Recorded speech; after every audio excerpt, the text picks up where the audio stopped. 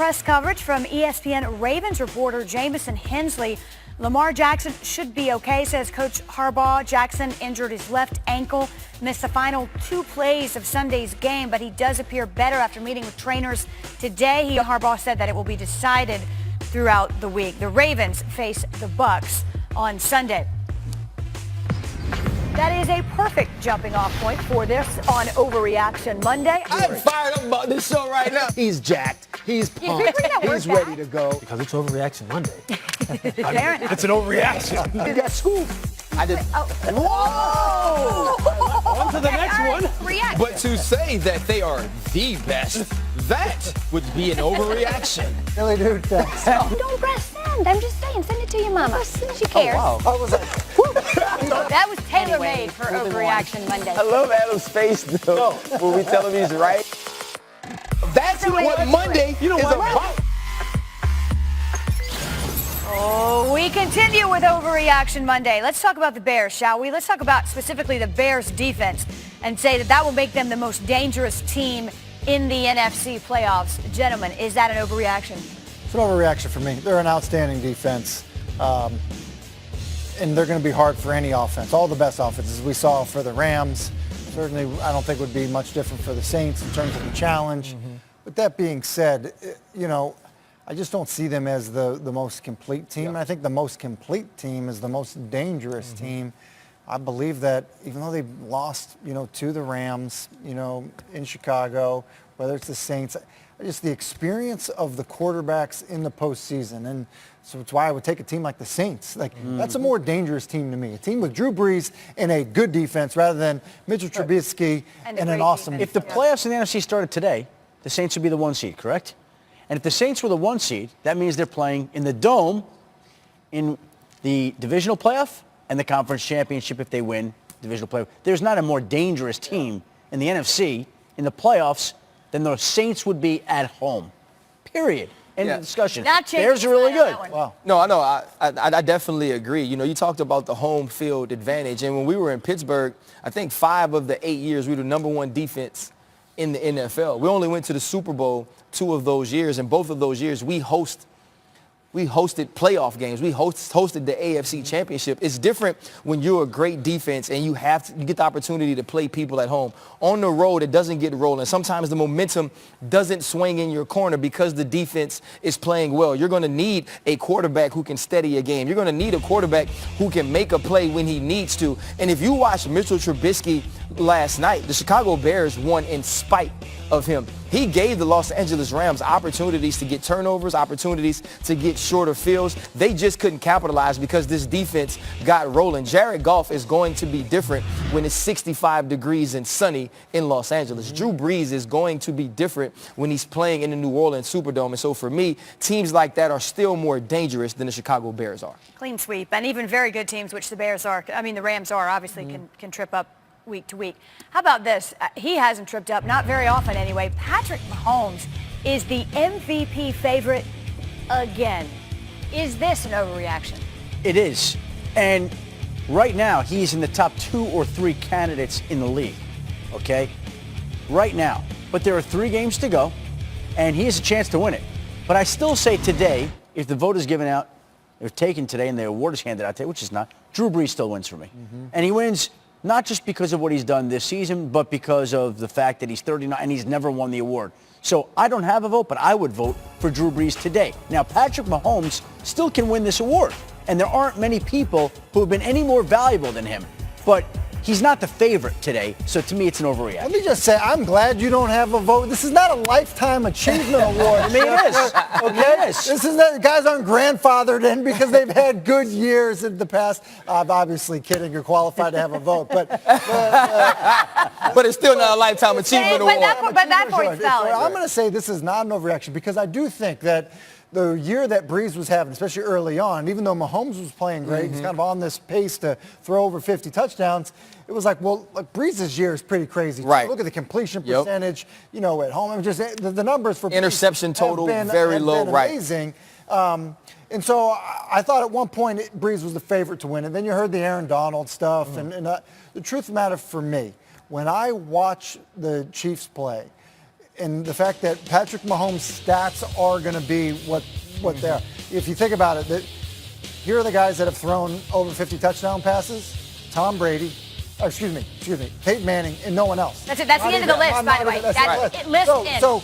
And Patrick Mahomes throws over 50 touchdowns. He gets there, yes. Okay, He gets there, he wins on it. top of that, He's and at then on 43, top of right? that, the level of difficulty of the throws that you see him make on a consistent basis, it's just crazy. Other players don't make the throws that he makes. You didn't? Listen, let me tell you something. I didn't, but other great guys. Yeah, there's a lot that would be you've got compared to company him. there. Well, this is not an overreaction, one, because of production, obviously, but I believe it's the way he's produced and also now the times he's produced. Listen, it's 4th and 9. It's a play that you need. It's a play that you have to make. They didn't get that because Andy Reid drew up a play that couldn't be stopped. They didn't scheme Tyreek Hill open. Patrick Mahomes bought time and threw him open. Yeah. And what was happening with Drew Brees was he was going to efficiency his way to the title, to the MVP. He was going to throw a lot less touchdowns, but a lot less interceptions, and he was going to look so good. This offense was going to be so smooth, never have a hiccup.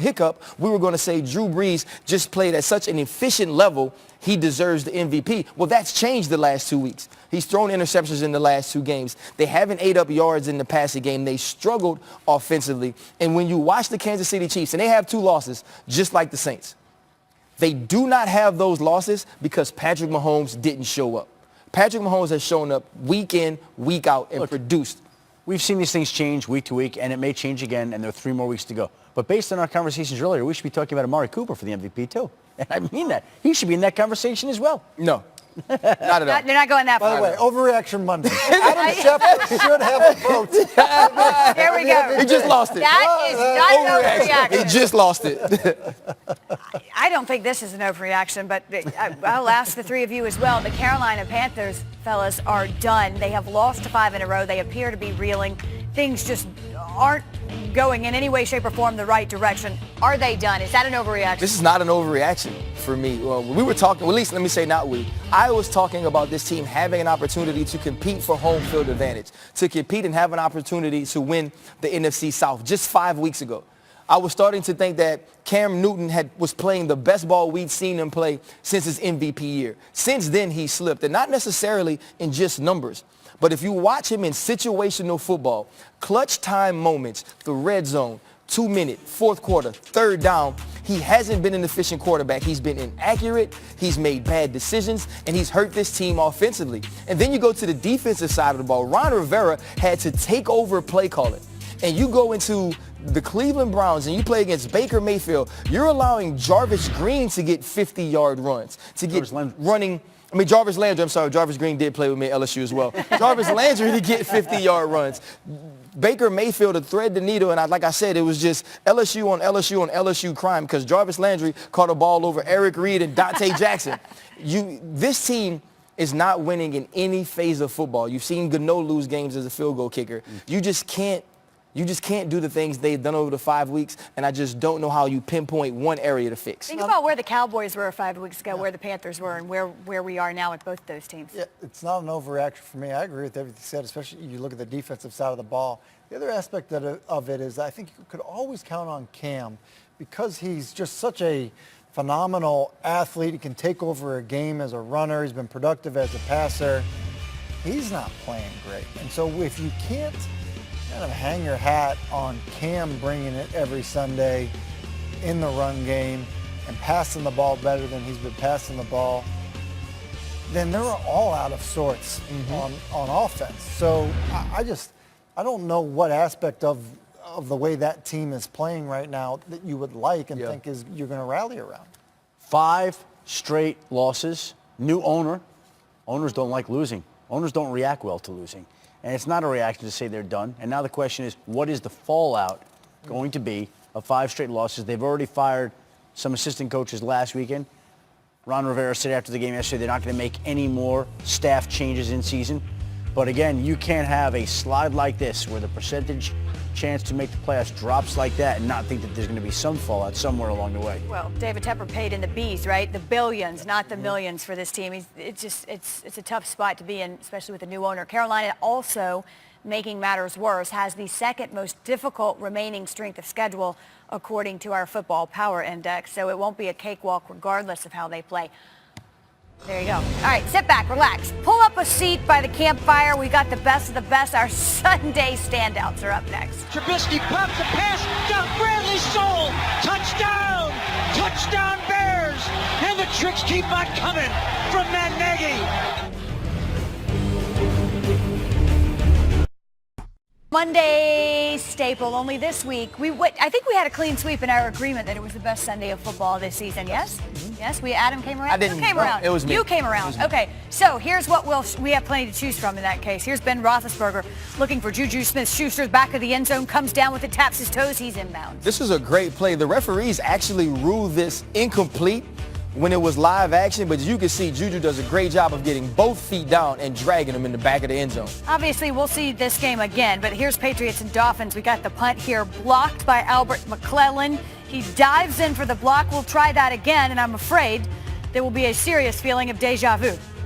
It's really remarkable, one, that you block a punt in the NFL with the amount of time spent on punt protection, and then you block another one, and then you don't even win the game. I mean, let's just get this squared How many away. times have you heard coaches say if you block a punt, it goes? Yes. Come on, guys. Sam Darnold, nowhere to go here. This is the Jets and the Bills, but he manages to scramble Can I and play Seth finds Markman? Robbie. Can I play Seth Markman? Yes, go. No! Throw it away. Throw it away. Throw it away. Throw it away. Yeah! Listen, hindsight's 2020, fellas. Come on, we have a Santa sighting. Oh, I see. Yeah, look, he's got the See ya. moves. Look at this. Yeah, Wait. that's Saucy Claus. That's a serious Yeah, that's Santa not right Santa there. Claus, Saucy Claus. Adam Vinatieri, a gift through the uprights, a amazing. 54-yard field goal. You know what? He could rock the white beard. When you can kick He's been here a while. ball as far as your age, you're a bad man. Yes, you are a bad man. Lions and Cardinals. He needs a better Matt angle on that Patricia. pencil, the fan does. But other Wow. than that, that's a doppelganger right there. That's almost Wow. scary. Yeah, you're right about the pencil, though. Worst foot forward. This was unfortunate, obviously. Wait, so we're blaming this. Are we talking about the field? Boswell. I agree. Worst foot forward, I mean, he like flips. Oakland? These guys been playing on that field Is it all bad? day. No, Yeah, can you see but- the bottom of his cleats when he's going? It just, lucky he didn't get hurt, really. Look at the divot there. Come on. Oh, there's a slippery field in Miami Steady as cam well. operators Here's the thing. beware. I was super worried about my man. I thought he got ran over, and then they showed it, and he tripped. You know how heavy those cameras are? Inexpensive, I heard. You know how Yes, much they they could are. cut your face open? Browns and Panthers. Baker Mayfield deep for Jarvis Landry. It's a LSU. It's a strike, LSU. On LSU. So, On LSU. and Prime. how about a campfire? You have those at LSU? Nope, because it's Okay. always Field goal at the close of the first half, and Tom Brady not taking a sack, they would have F. been in overtime. No, definitely. No, but it was, You're right. it was about the principles in that game. The Bradys, the Belichicks, those guys, they made mistakes that are uncharacteristic of the New England Patriots. Well, unpatriot-like for sure, at least the team we've seen for the last 15 seasons. The 69-yard play, by the way, the longest game-winning touchdown with no time left in regulation in the Super Bowl era. I think we can do better than this, but the mini miracle is Miami Miracle. Miami, oh yeah, so I was thinking mini miracle. Miami Miracle is what folks chose on social media when we asked for the best name. How does Shock that at Hard beat Rock's lateral? pretty good. I like How Shock does and that Hard beat Rock. lateral damage? Shock at I like lateral Get it? damage. Because people didn't get it. That's what it's like. I like lateral lateral. damage. Yeah, It's probably way I- too smart for the Twitter. Do we know if Schefter's allowed to vote in this? You are. Well, he right? definitely lost his Not allowed to vote in MVP You're this. vote. not allowed to vote in the MVP race. You're not allowed to vote in the best name for the Dolphins last play. Well, I think we can do better than Miami Miracle. I really do. Really? Yeah, I do, but, no one asked me. How about other great game-ending plays? David Gerard, the Hail Mary to the end zone.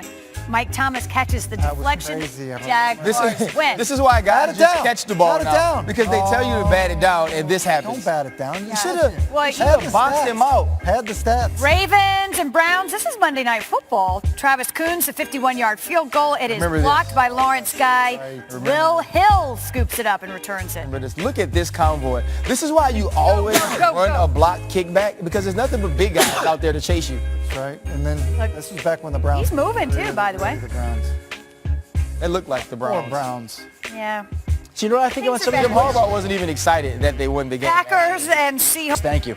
Yeah, we know what happened from there. It's so hard to win a game Look at Pete. and to lose Yes. it that way. All right, let's go to week 13, though, at the Lions. Packers on the other